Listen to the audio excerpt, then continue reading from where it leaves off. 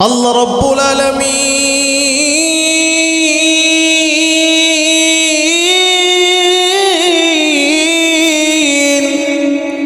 একটা পবিত্র কোরআন নাজিল কইরা দিয়া এই পবিত্র কোরআনের মধ্যে 114টি সূরা আমার আল্লাহ নাজিল কইরা দিছে।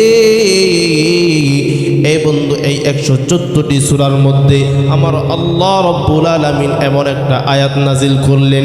এই বন্ধু, আল্লাহ ডাক দিয়ে কই, এই দুনিয়ার মানুষরে, তোমরা যারা আমি আল্লাহকে ভুইলা গেছো, তোমরা যারা আমি আল্লাহর নাফরমানি করতেছো এই দুনিয়ার জমিনে আইসা, এই বন্ধু তোমরা যারা আমি মাওলাকে বৃদ্ধাঙ্গুলি দেখাও, তবে একটা কথা মনে রাখবা, একটা কথা মনে রাখবা, আমি আল্লাহ রাব্বুল আলামিন তোমাদেরকে পৃথিবীতে পাঠানোর আগে আমি আল্লাহ রাব্বুল আলামিন কিন্তু তোমাদেরকে এমনি এমনি পাঠাই নাই।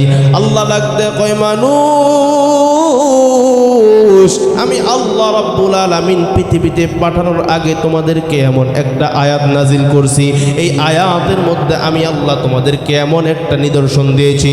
আল্লাহ ডাকতে কয়, এ দুনিয়ার মানুষ,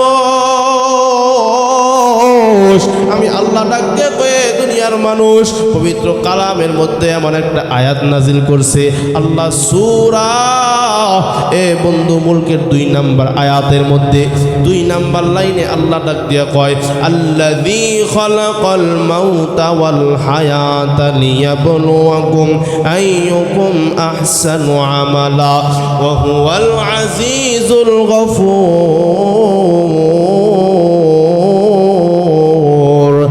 এ বন্ধু,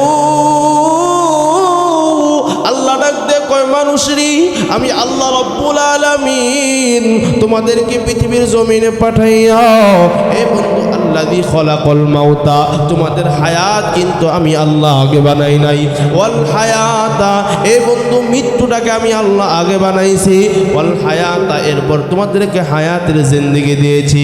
এ বন্ধু, আল্লাযী খালাকাল মাউতা ওয়াল হায়াতা, এরপর হায়াত দিয়া তোমাদেরকে পৃথিবীর জমিনে পাঠাইছি। আমি আল্লাহর হায়াত পাইয়া যারা আমি আল্লাহকে তোমরা বলে গেছো, তবে একটা কথা শুনে লাও, শুনে লাও, শুনে লাও, আমি আল্লাহ যখন মৃত্যুর রশিটা দইরা টান দিব, হাজার হাজার ডাক্তারের মধ্য থেকেও আমি আল্লাহ মৃত্যুর রশি দইরা টান দিলে আমার আল্লাহর কাছে ধরা দেওয়া লাগবে। পৃথিবীর কোনো MBBS ডাক্তারের পাওয়ার নাই আমার আল্লাহর মৃত্যুর হাত থেকে আপনাকে আমাকে ফিরিয়ে রাখবে। এ বন্ধু, আর একটু সহজ উদাহরণ দিলে বুঝবেন। তাকাইয়া দেখেন, এলাকার ভিতরে ছোট্ট ছোট্ট বাচ্চাগুলা আকাশের মধ্যে ঘুড়ি উড়াইয়া দেয়। এই বন্ধু, এই ঘুড়ি উঠতে উঠতে একেবারে উপর পর্যন্ত যখন উড়ে যায়, ঘুড়ি মনে মনে চিন্তা করে, আমি যেই পরিমাণ উপরে উঠা গেছি আমার মালিক মনে হয় আমাকে ধরতে পারবে না, অর্থাৎ ঘুড়িটা যে উড়াইয়া দিছে সে মনে হয় ধরতে পারবে না।